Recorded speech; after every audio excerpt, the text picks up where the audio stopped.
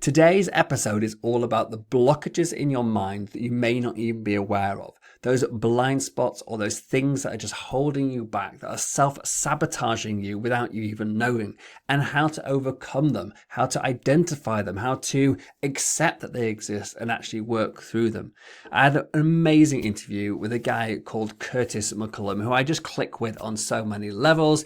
We talked in depth about this subject, which I find truly fascinating. It's something I'm spending a lot of time working on myself in my own spare time and with my coaches. I also spend time reading about this and trying to practice it on a regular basis.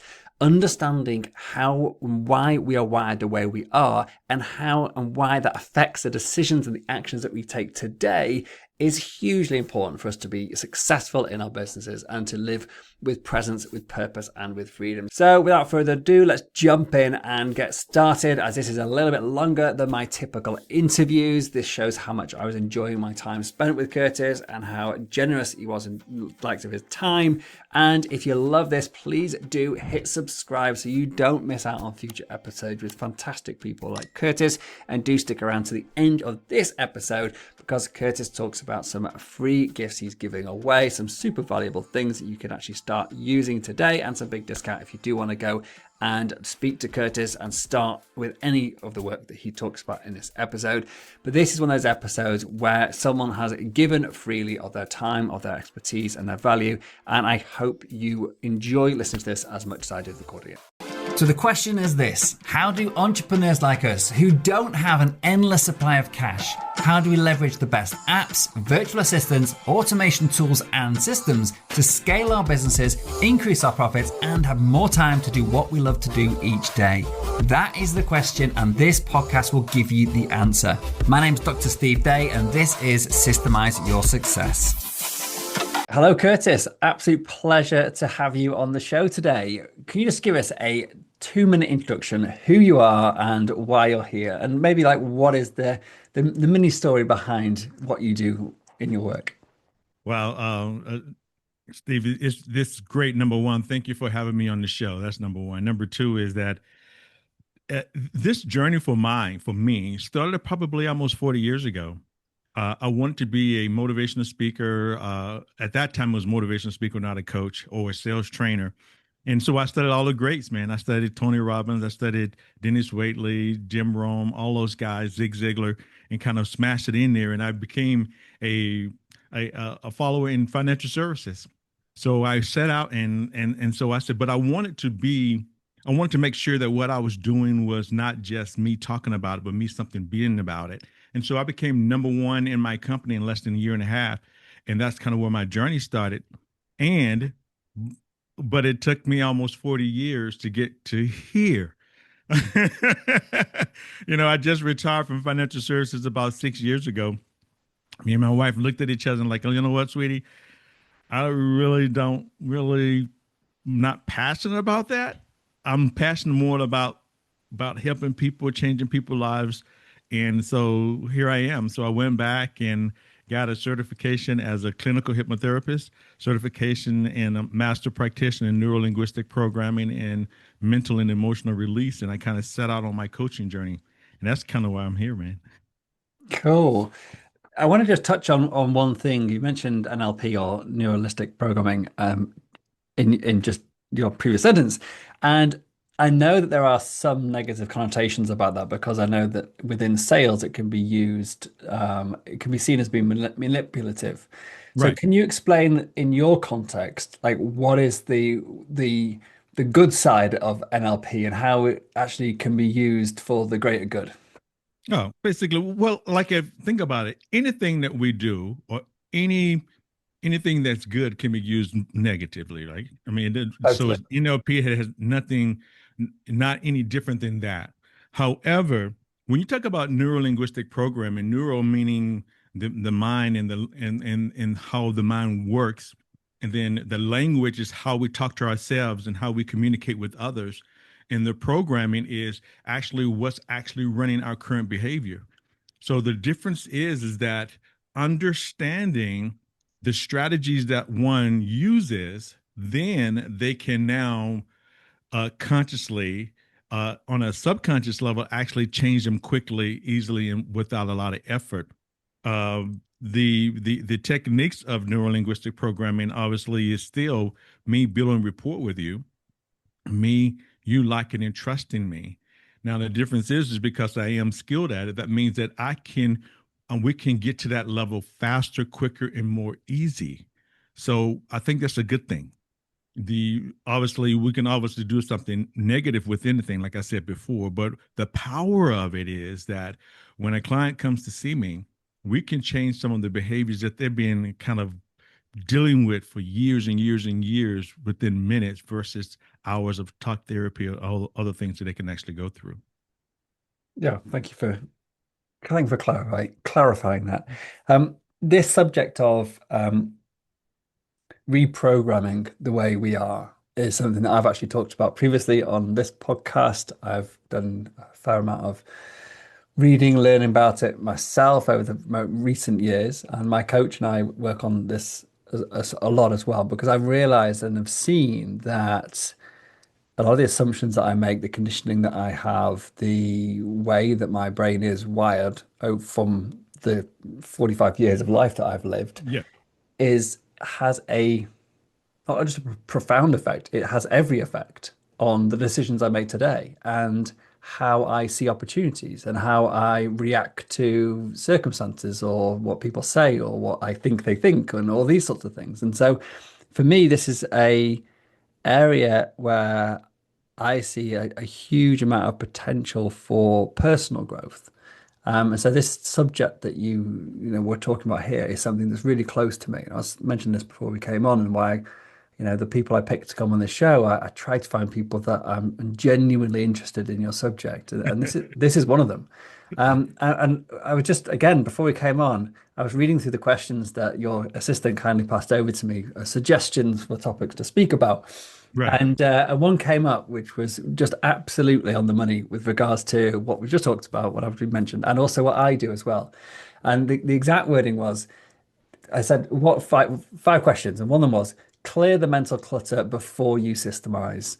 And I picked up on this, so that's too good to be true. And he said, no, that is actually what we talk about. So let's just jump into that because I think that is, I'm going to take that away and use it with my clients because like absolutely necessary is that work of, I don't want to I'll let you do the talk and explain on this, but for me, it's like, if we try and just basically stick a sticky plaster on top of a problem, the problem's still underneath it. It's not like a human body which heals when you rip it off, it's gone. It's like, no, it's still there. So, with that said, and that's sort of the way I read that, I want to hear what you meant by it and what you do about it in your work. Well, basically, and that's exactly what I do. Yes, the whole idea behind this, one of my coaches, Dr. Matt James, who actually coached me in neuro-linguistic programming and mental emotional release. The philosophy is this: is number one is that we have to release old baggage, because if we don't release the old baggage before we actually install new behavior, what happens is that we have new behavior on top of old baggage. That means that more than likely you have a greater tendency of going back to what you've always done. So what we do, and that's kind of really goes into what I call a legit mindset of learning, growing, expanding, and transforming. The first thing I try to do with my clients is we learn what is the old behavior that's actually driving the old programming that's actually driving this current behavior. Once we understand that, when we grow, basically what we do, we get rid of that old behavior so that we can now layer on top of that clear actions, clear purpose, a clearer vision so that they can actually become the best version of themselves. But this is the key to Steve, is that most people think it stops there. The key to it is that once we get rid of the old baggage, once we start now systematizing or now utilizing the new behavior and setting clear goals, the biggest part that where people fail is the conditioning.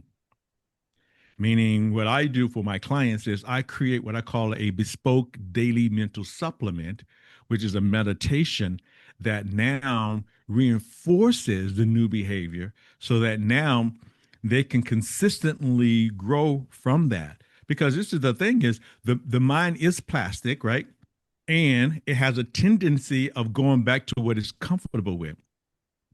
Just like anything else, when you got up this morning, you probably, took a shower, you probably brushed your teeth, and you probably did a lot of things in dental hygiene, what we call, things that we do every day to make sure that our body stays fresh, our mouth stays fresh, and we're basically, well, we don't do that with the mind.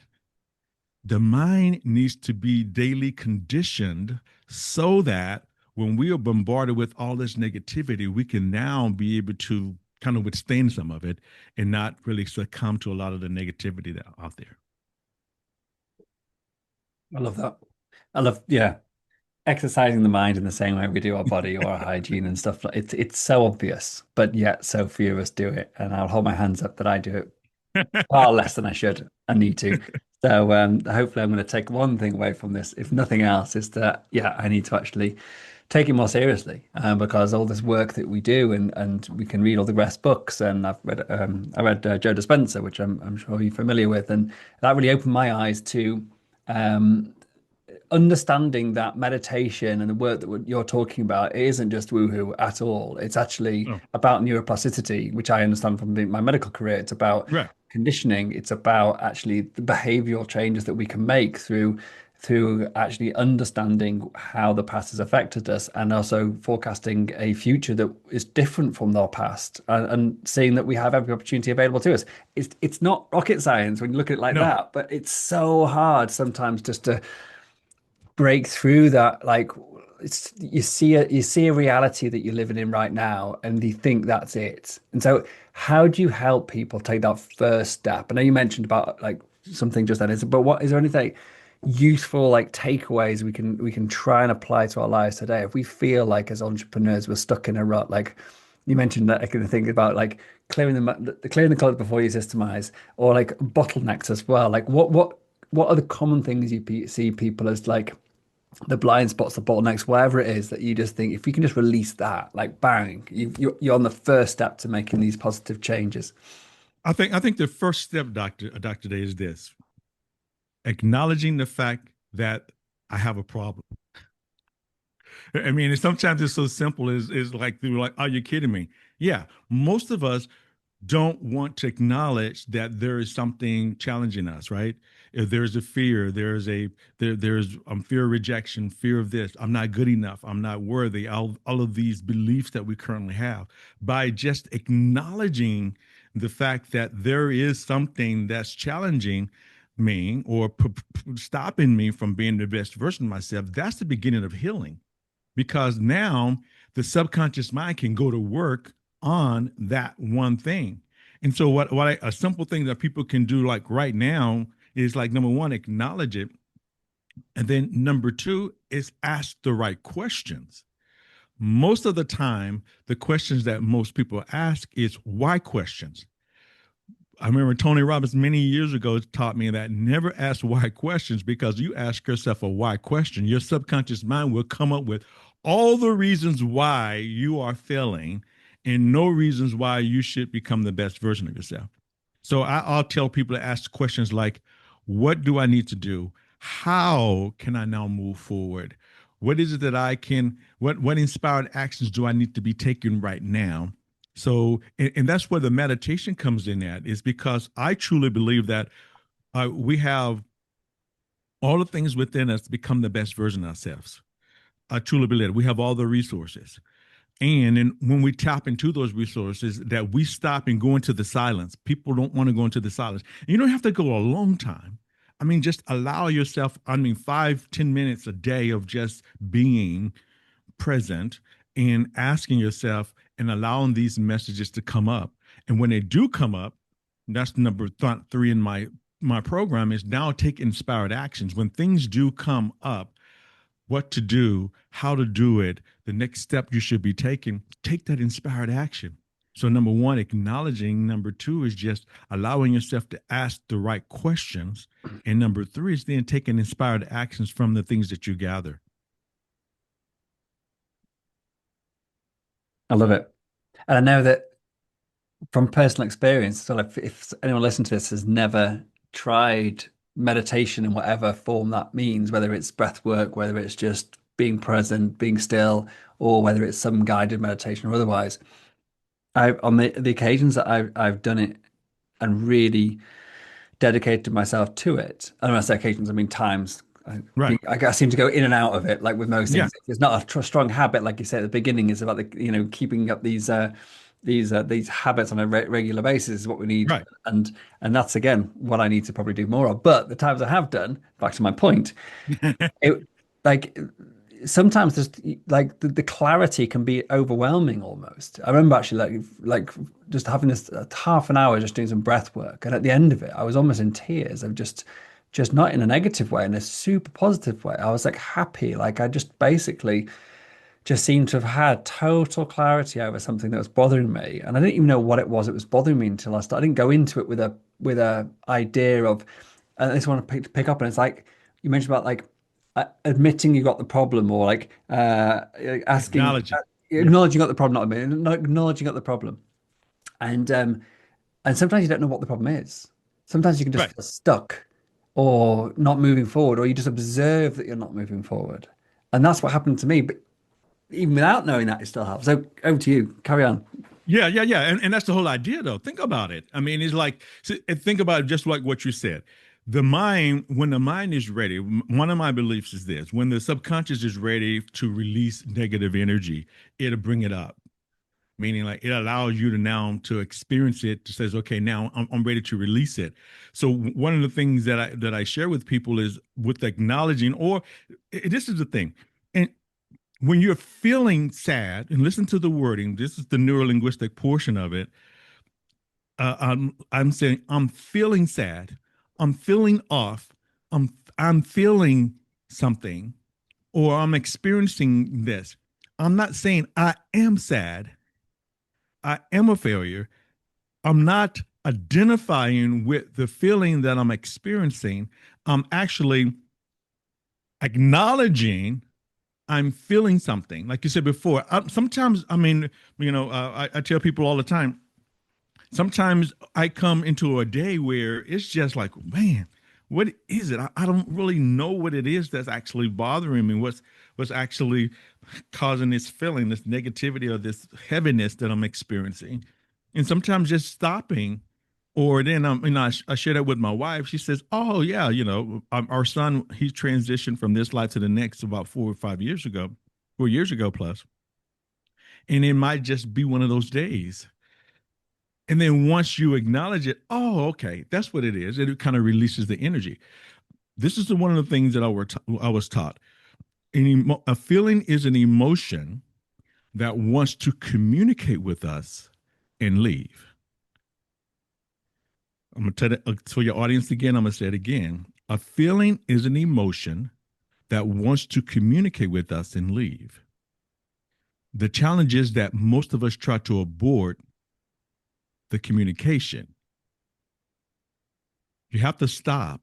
You have to say, okay, what is it that you're trying to communicate with me? That's why people have headaches, backaches, stomach aches, all these aches and pains, because they've never stopped and allowed themselves to let the emotion communicate with them. It's just saying, hey, I'm here, you know, see me, acknowledge me. And then once you can acknowledge that, that's part of what the subconscious mind wants. It wants the learning from it. It wants to know that I'm safe. It wants to know that I'm okay. And when we continue to press it down, we continue to push it to the side, we continue to like keep moving forward without actually dealing with it, it's going to come up. That's why people like, man, they be pushing and pushing and pushing. And the subconscious mind is saying, hey, man, you need to take a break. You need a rest. No, I got to go. I got to push, push, push, push, push. Boom. They get a flu. They get a cold. They get something that laid them out that they have to stop because, look, the mind says, look, I'm trying to tell you, I'm trying to communicate with you. I want to leave, but you're not allowing me to communicate with you. So one of the things I try to share with my clients is a feeling is an emotion that wants to communicate with us and leave. And so allow yourself to have that feeling. Allow yourself to go through it and get the learning from it. What is it that you're trying to communicate with me? And like you said before, those times when you will go into the silence and just do that, and you don't have to do it 30 minutes. And sometimes people think it's one of those things that Uh, an hour. I mean, I can't do an hour myself because I get bored. But guess what though, doctor? I can do 30 minutes or I can do 5 minutes, right? I just did an article the other day with my mentor, Jim Rome, you say, apple a day, easy to do and easy not to do. 5 minutes? Come on. We could do 5 minutes. Yeah, totally. And I was just thinking how it relates or how it should relate to when people think about things like exercise.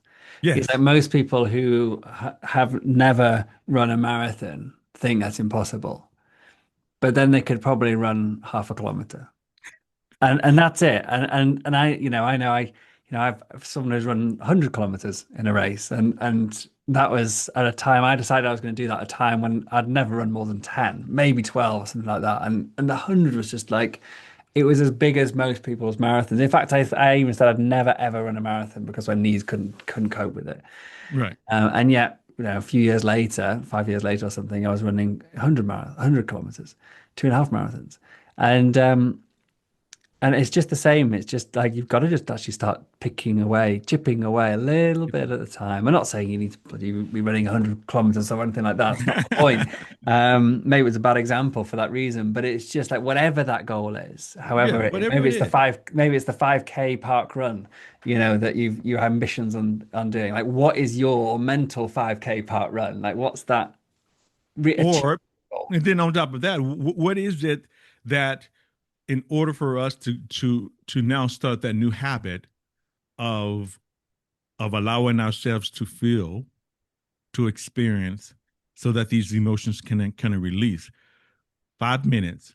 Yeah, 5 minutes of, right now when with these smartwatches, they have these little mindful things on them, and it says, okay, how long you want to do this breath work for? 5 minutes.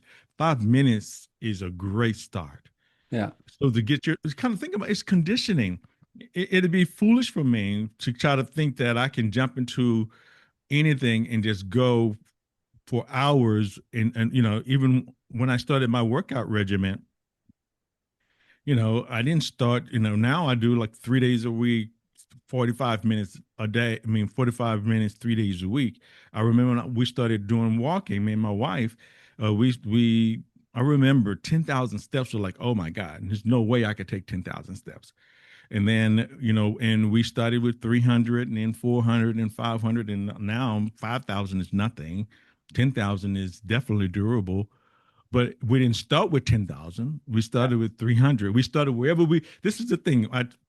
This is the thing. Wherever you are on your journey, wherever you are, that's okay. That's where you are. Start where you are and kind of gradually move up from there. yeah. As you were speaking, then I just two things sprung to mind. What one is just really putting into my own words what you're saying, and it's about being the observer of your emotions. You may have even used those words yourself, and Yeah. it just reminded me of I can't remember which app it was. There's some random app that popped up, like some calm mindfulness app or whatever on my computer, on my phone, and it had a little meditation that you could do. And I just one of the things resonated with me, it worked for me, and it was just like shut your eyes and imagine you're sitting on the side of a busy road, and your thoughts are the cars driving past. You can see your thoughts, you can observe them, you can watch them, but you're not in the car. You're on the side of the road watching them. And I thought it was Right. a great visualization that actually worked for me. That I actually thought, oh yeah, I get that. And I can't control the cars; they're coming and going, and sometimes they'll Right. stop and hang around for a bit, and then they'll go off again. They are the cars, like they're not me. And so that Right. separation of the emotion, the thought, rather than the Yes. the who, the I or whatever you call it, the ego, if that's the right word. But yeah, that was helpful for me. One of the things they go on, so if you want to jump No, in. no, no, no, no. Go ahead. You were about to ask something.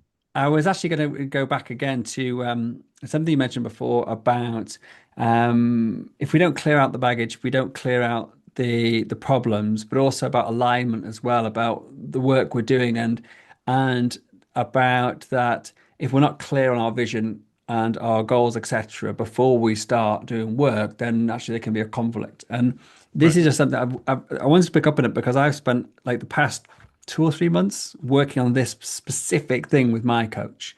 I Okay. spent a lot of time going through this, like why is there a resistance to doing X, Y, or Z? Like, for example, for me, like really pushing the company and marketing hard is I know I want to do it because I know I'll get more money, and then the more money will mean more able to grow the business and help more people, and ultimately, but there was something there, and so for me, I had to do like a lot of like work, like the work you're talking about here, to uncover that and to really think about like, okay, so how are my core values linked to my work? How are they linked to my family? How are they like that for me has been a really breaking piece of work. And I know this is something that Oh, yeah, absolutely. again, over to you, just a topic of discussion, really.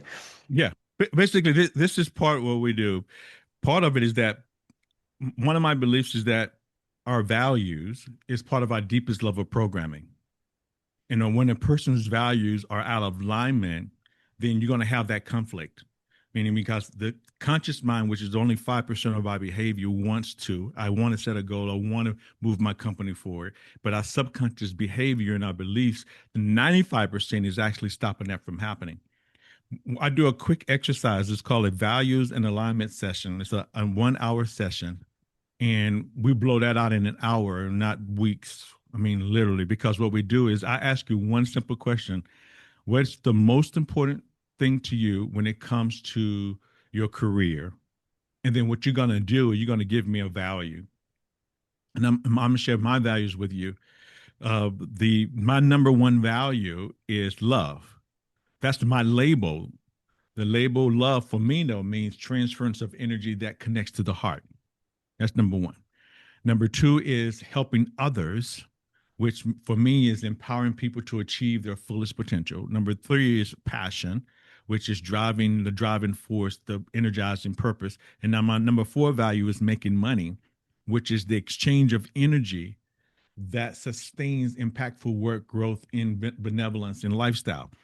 The reason I listed those four, I got about 10 here, but if one of those values are out of alignment, so when I do a value session, Dr. Day, is this: we go through this list, then we go back through the list and says, okay, what does that mean to you? And then I'm listening for your language. Within each one of those values, my values didn't look like this before I actually clean them up. I would say making money. Making money usually now my money is exchange of energy that sustains impactful work. Before it could be, it's hard, it's scarce, it's so my even though I want to make money, the language that's actually being programmed, or the programming behind that label of making money, is negative, or what we call a move away from goal. So this is what happens when we have a move away from goal. We start up, wow. We say we want to make $100,000. We'll just use that as an example. And we get close to 80, then our values kick in, and we remember that programming. Money doesn't grow on trees. Money is only rich people. When they have money, they do bad things. And so that's the deep level of programming that's attached to that label. So we get around 80, we stop what we're doing and we start to go back down again. When we get back down to an uncomfortable level of 60, like, oh my God, I got to get to work again. So we move back up to about 80, and it keeps the seesaw effect. And what we do in my sessions is that we, number one, figure out what is the baggage behind that label that we utilize for money. And then we go in and we clean that up. I use what we call mental and emotional release, where within less than 10 minutes we blow out what that is that actually drives that behavior. And wow, and that's the key: is when our values are not in alignment, even though we're pushing hard, we know what we want consciously. On a subconscious level, Our values is one of the strongest things, because that's the reason why we get up in the morning. That's why we stay up late. That's what drives that behavior. And when it's out of alignment, we can push and push and push. But that one word can be the one thing that's stopping us. One last part of this is that when I do this session with individuals, it's interesting to me that some of the time the value for money is not in their top five. It's like, because they don't want, they're like, I'm doing this work because, I'm altruistic. I want to do this work because it's good for the people. It's not about the money. And the money value is like 8 or 9 or 10, and they don't make money. But but when you take about money and look at my value for money is the exchange of energy, meaning that this exchange that we're having, exchange of energy that sustains impactful work. In order for me to do what I do, it has to be impactful, and growth and benevolence. I love to give. If I don't have money, I can't give. And lifestyle. My wife loves nice vacations. My wife loves nice things. And so part of me wanting to make money or desire to make money is because of the fact so when I look at my definition for the label of money is moving forward. It's congruent to what I want to become, so that I don't have that conflict of preventing me from actually going through it. Wow. This is such important stuff. I say that with complete like authenticity about like what you just described is, I think, absolutely for business owners, it's not for everybody, but for businesses, it's absolutely fundamental. And I know that I've really struggled with this stuff over the years, way before I even realized I was struggling with it. So my Yeah. complete blind spot. And so hearing you very succinctly discuss and describe that particular challenge, I think it's something that every business owner I've ever met would benefit from spending time on exploring the values, the wealth aspect. So for me, my highest values are freedom, wealth, and presence. And presence mainly but means family. So freedom, wealth, and family, but freedom, wealth, and presence. And and so the wealth part of it's always been there. The presence part was the bit that was missing for me. So I found freedom. I enjoyed the wealth. The problem is they were in direct conflict with each other for a long time, and that's one of the challenges that I Yeah. every time I tried to make money. That thing you described of going to the 80, dropping to the 60, like that Right. is just a history, like the story of my life. You know, just like because freedom was such a high goal. Probably my number one was freedom. It's now probably presence number one or joy, whatever. The ability to choose what I do with my time. That's what I class as freedom. And but the wealth thing got in the way because I every time I tried to get the money, it would drop on the freedom and blah. So Yeah. my work in recent years has been bringing those all together, which is just exactly what you just described very succinctly. So yeah, this is a very interesting timed conversation for us to be having because it couldn't be more current for me than right now. So it's brilliant. Yeah, man, and that's the important. And I love the words or the labels that you use. It becomes a conflict. See, because what happens with values is that your if your number one value is family, right, is high on your list, and the other value is making money, but you feel like if I'm making money, I'm taking the time away from my family. So what happens with the mind is we're always traveling. When we're with our family, we're thinking about making money. When we're making money, we're thinking about our family. And so we're doing this back and forth, back and forth. And what we do is we basically determine what is the true definition. What is it that's driving that behavior? Why you feel like it's a conflict, and then we resolve the conflict. Once we resolve the conflict, then there is no conflict, so that now they can work harmonious, meaning they can now work together. That's why if you look at my value for money, and I'm gonna say it again, my value for money is an exchange of energy that sustains impactful work, growth, benevolence, and lifestyle.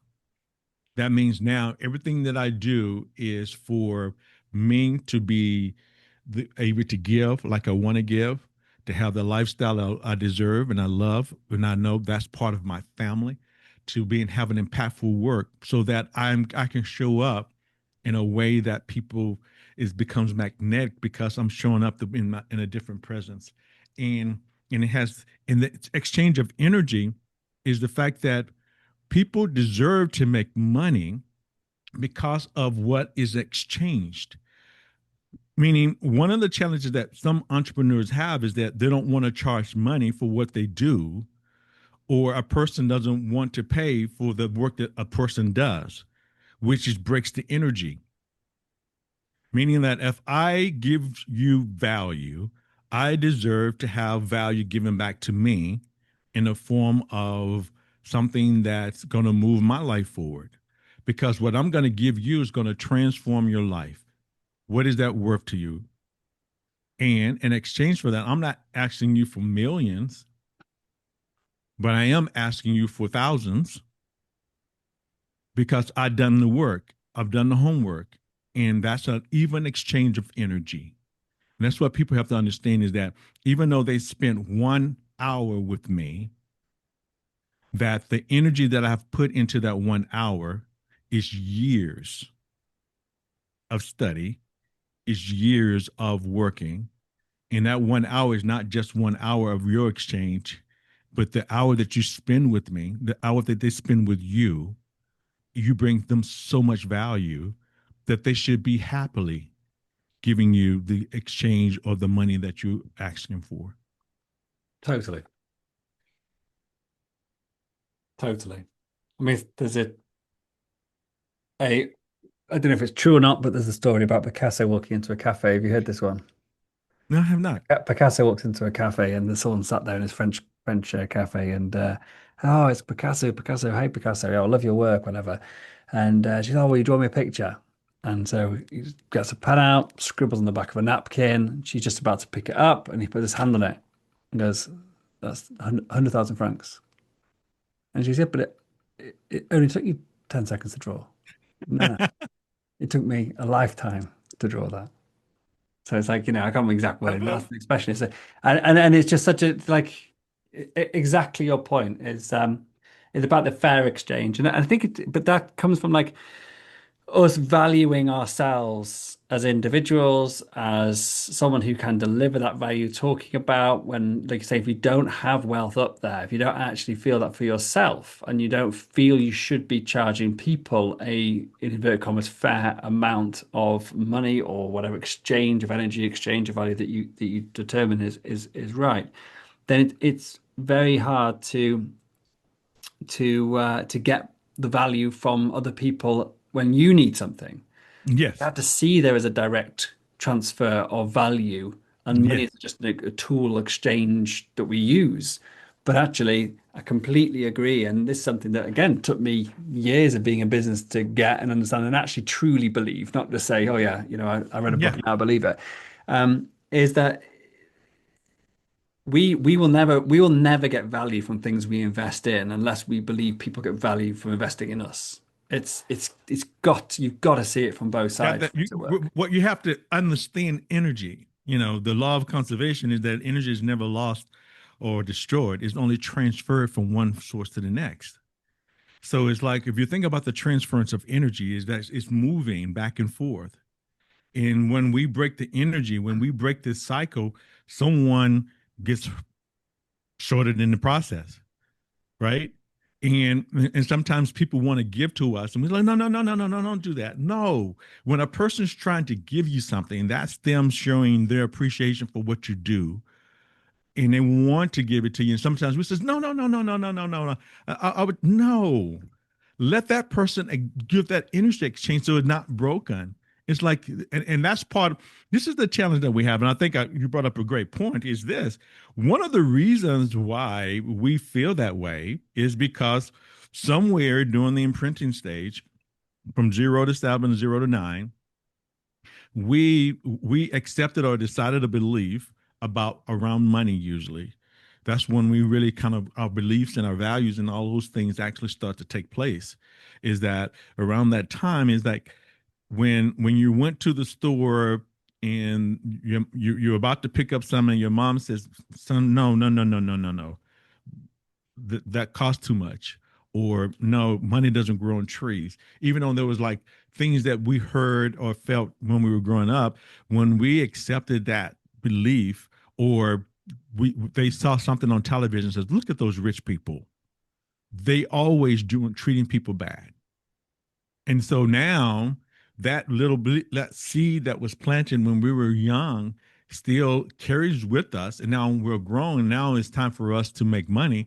And even though we don't even see the program running, the program is still running, but it comes up and it presents itself totally different. So now I'm trying to expand my business. And this little belief that I accepted or decided that was an offhanded remark way back when, now is still kind of trailing me. And so what we do is, that's when we figure out, when was that belief first, did we exactly accept that belief, and then now let's release the energy around it, and now let's get a new meaning, let's reframe it.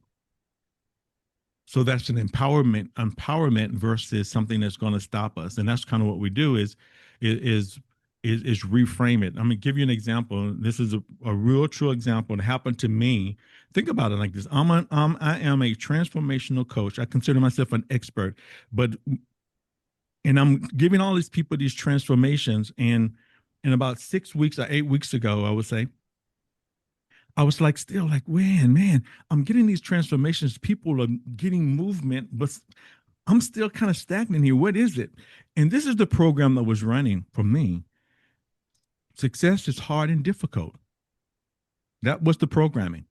So I called my buddy over. I said, hey, he's a master practitioner in mental emotional release. I says, man, I need some help with this area. And so we went back. In mental emotional release, what we do, we ask 3 questions. Number 1, is it okay to release this energy? And number 2 is, when was the first event, the root cause of this emotion, that when we release it, we can release it effortless.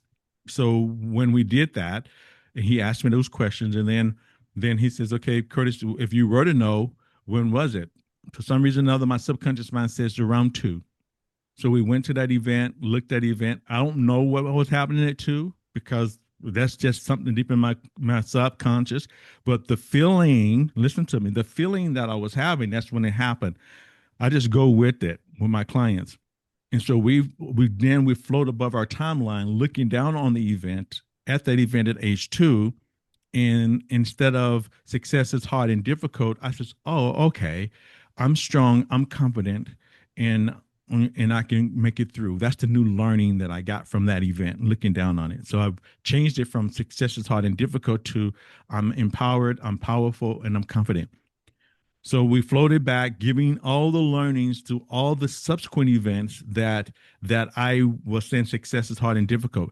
And I look back at my life, Dr. Day, is that every time I would get to a certain point in my career, making money, doing a lot of great things, I always say success is hard and difficult. When I was in financial services and I was doing over $1 million in revenues per year, my wife came to me and says, "Oh my God, Curtis, you just do this so easy." I said, "No, this is hard. This is difficult."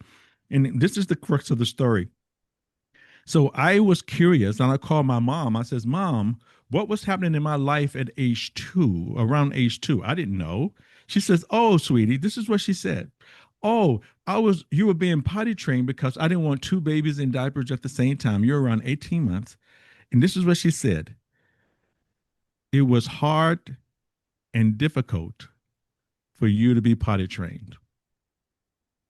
The same verbiage that I have been carrying around for 60 years is the same thing that I accepted and decided when I was around 2, that success is hard and difficult. Within 10 minutes, I released it, but it's been carrying around for 60 years. And that's the thing. I didn't know the programming was running. I didn't know what it was, but I didn't. This is the evidence that there was a blind spot. A blind spot is in time in our lives when we want to go to the next level, but something is stopping us from getting there. A blind spot, we all have blind spots, but some blind spots does not affect us at all. we go through life and live with it, and it doesn't stop us from actually going to the next level. But when we want to now move to the next level, I want to move my life, I want to move my business, I want to move my career to another level, and I felt like something was blocking it.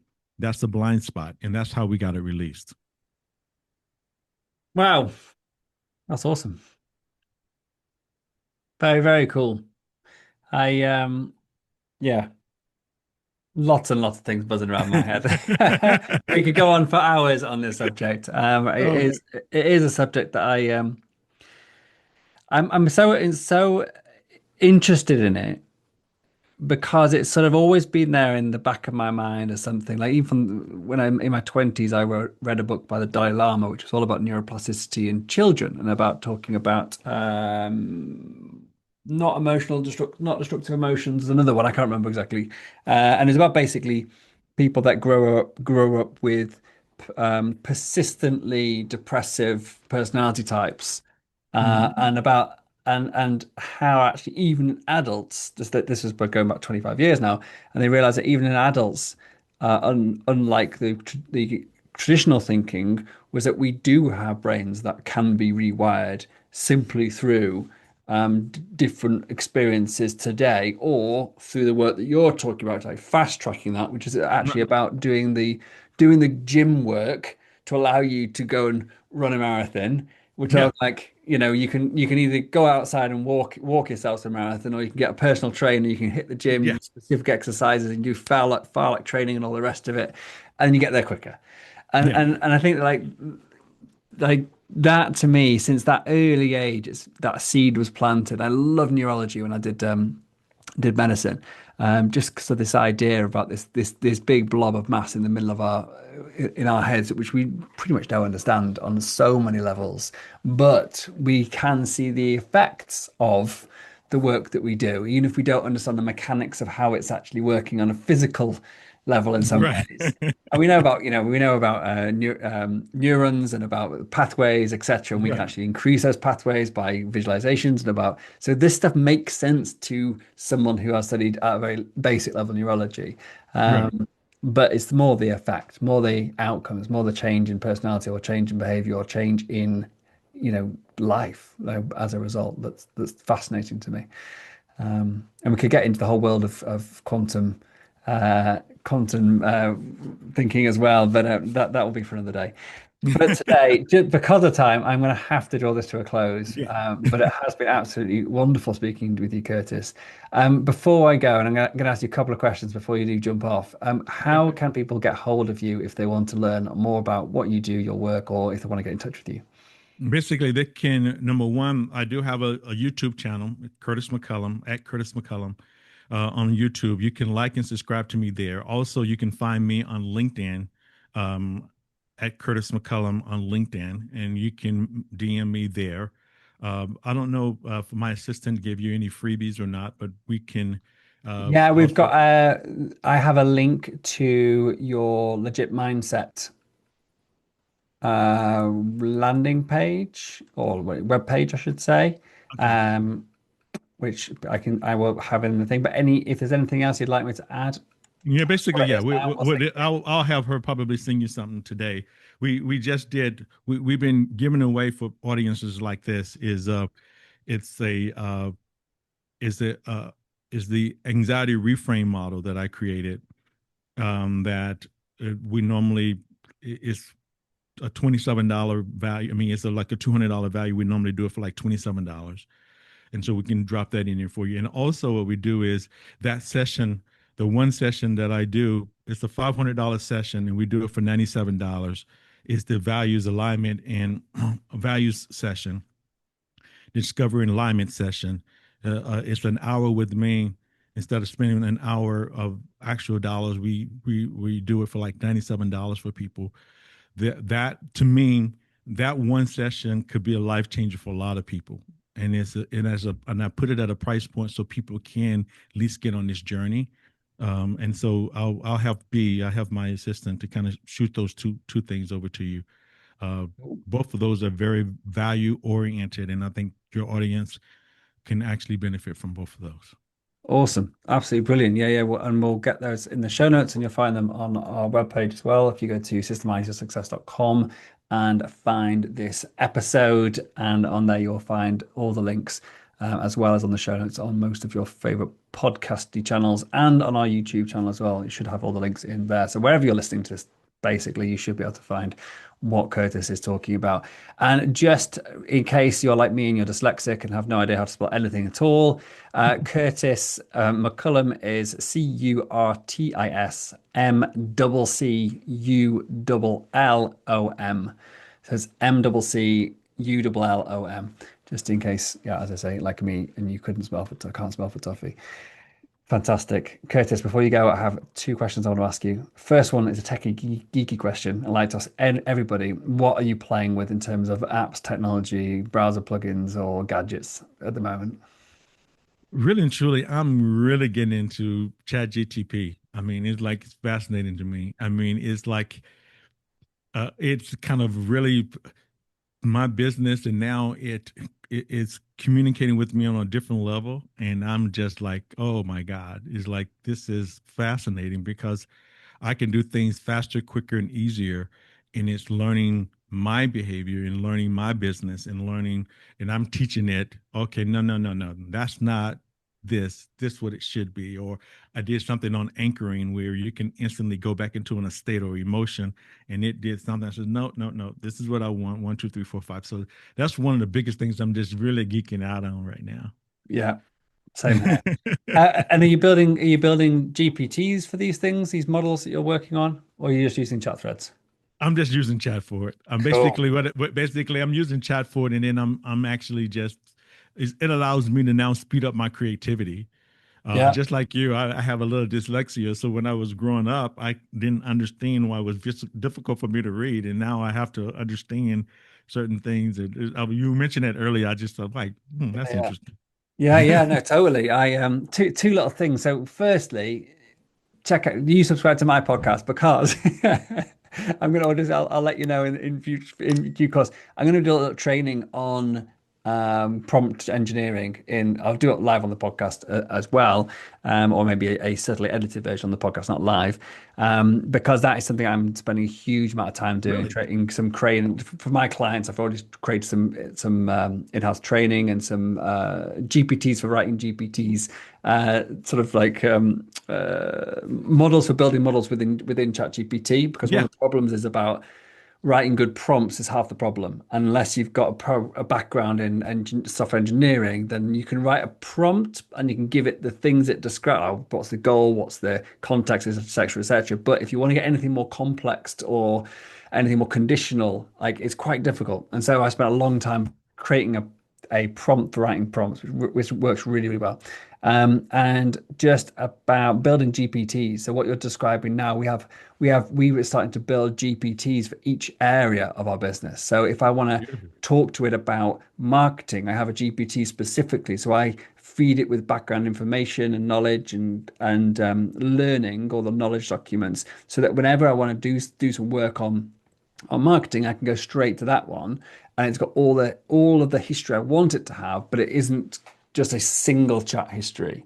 So Right. I can Right. have Right. different threads of this with the same background knowledge, but then take it on different paths without sort of conflicting sometimes. So anyway, those are my tips. Is yeah, just uh, oh no, that was tip one. Tip one is check out GPTs. Tip two is I don't know if you do this already, but do you talk to it or do you write it always? I I've started talking to it a little bit this last week or so for the first time. I'd say Uh, that is productivity wise one of the biggest wins I've had. really? Yeah, just literally just instead of trying to type, because sometimes clarity comes with the typing, and I get that. But actually, when it's a subject like you know so well, then you probably don't need to actually type anything. You probably just be able to just spit it Yeah. all out. Literally hit the record button, and nine times out of ten it records. It does drop about one out of every 10. I don't know why, but it just all the garble that comes out of my mouth, that like the Yes. random thoughts and all the rest of it, it just seems to be able to just cut through all the crap and figure out what I'm actually trying to say, which is what our human brain does naturally. Right. Because when I listen or I read the transcript of my podcasts, it doesn't make any sense. But when I hear my podcast, oh yeah, I kind of makes sense. But ChatGPT can read through all that nonsense, and Okay. so incredibly useful. And it means I can do it on the go as well. So I can have it on my phone, carry on a conversation. I walk to go and pick up the kids or something or whatever. Like I walk in the forest. If I want to, I can continue my chat threads and discussing things. And it records it all in the chat thread. Then you go back home, put your computer on, and it's all there. So it's really cool. Anyway, that's it. Last question, Curtis, before you go. This podcast is called Systemize Your Success. What does success mean to you? Success means to me is actually becoming the best version of myself in order for me to help other individuals become the best version of themselves. I think about a Bible passage. I was a pastor at one time, and one of the Bible passages says, "Love your neighbor as yourself." That's interesting, because if I don't love myself, how can I love my neighbor? And so, if I can't be the best version of myself, how can I share that with other individuals? So I think, for me, success meaning that I'm the best version of myself. Therefore, I can help others become the best version of themselves. Love it. Thank you very much indeed. Curtis, this has been an absolute pleasure. I think this is probably one of my longest ever interviews, which shows you how much I've enjoyed it, and I hope you have too. It's been a pleasure having you on the show. Oh man, it was my pleasure. Thank you, Dr. Day, for having me. Cool. Thanks so much.